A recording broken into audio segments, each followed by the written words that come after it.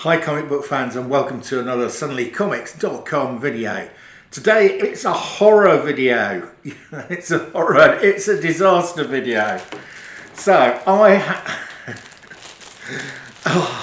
about 2 years ago I did a deal with my mate Kyle, and we traded comics, and the value we had on the trade was $10,000, so it was a pretty big trade, quite a lot of comics. Now, one of the things in the trade was a signed comic by Jack Kirby, because I had not got Jack Kirby's signature. So Kyle kindly traded me his copy of the Marvel Milestone Edition X-Men 1 Dynamic Forces, signed by Jack Kirby. It was number 925 of 2000, and it was in a sealed Dynamic Forces bag. So I then decided that I was going to get some comics graded by CGC, and because they have now started doing signature authentication since they acquired JSA, the world's top autograph authenticator, I decided to send them a few signed books to get them slabbed and authenticated. And of course, one of the ones I wanted doing was the Jack Kirby. So I sent across a Neil Adams comic, which came back fine. I sent across a Bernie Wrightson signature, which came back fine. The one I was sure was going to be fine was the Dynamic Forces one, because it came with a certificate of authenticity telling me it was Jack Kirby's signature. No. CGC have determined that the signature on this comic is not authentic. Capital. Here we go. Here is the comic in question.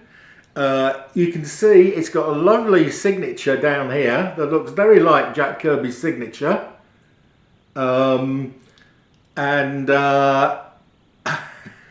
It came back a 7.5. That's not really, I was expecting a 7.0, so actually the grade has come back a bit better.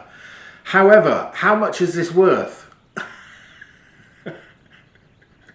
I suspect it's not worth what I paid to get it slabbed and authenticated. So that cost me 60 quid to get it slabbed and authenticated. The comic effectively in trade cost me $500. And I suspect this is worth nothing. So I have lost over $500 on this particular comic.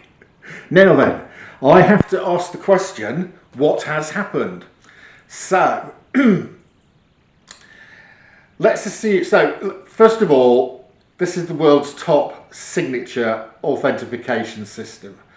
We could say, oh, it's wrong. I think probably not. I think I'm tending to go with the world's top autograph authenticator. I'm saying that it's, if they're saying it's not correct, I'm going to believe it. Right, what's the second likelihood?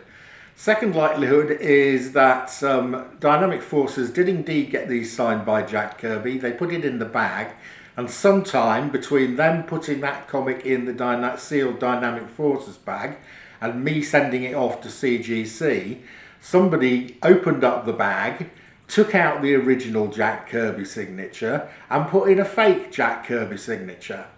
Well, again, I'm not a big fan of this one. This had a fairly short chain to follow back. I got it off Kyle. I 100% trust Kyle, so he didn't do it. And I think there was only one other person in the chain between Kyle and me. And Kyle insists that he trusts that person. So that seems unlikely. This leads us with a third option. The third option is that the signature was not genuine when Dynamic Forces put it in the bag. Now, there was a rumour around at the time that Jack Kirby was using his wife to do his signing for him. So I don't know what Dynamic Forces processes were, but maybe they gave the comics to Jack, sent the comics to Jack for signing. He got his wife to sign them, sent them back to Dynamic Forces and put them in the bags. that would mean all 2,000 all 2,000 of those dynamic forces, Jack Kirby signatures, are false. So if there's anybody out there who has one of these signed by Jack Kirby and has had its signature authenticated, please let me know, because that then probably rules out that option. Tell me what you think below. Tell me what an idiot I am for losing so much money on a comic. There you go. I thought you'd be interested in this little disaster. That's your lot. See ya again soon.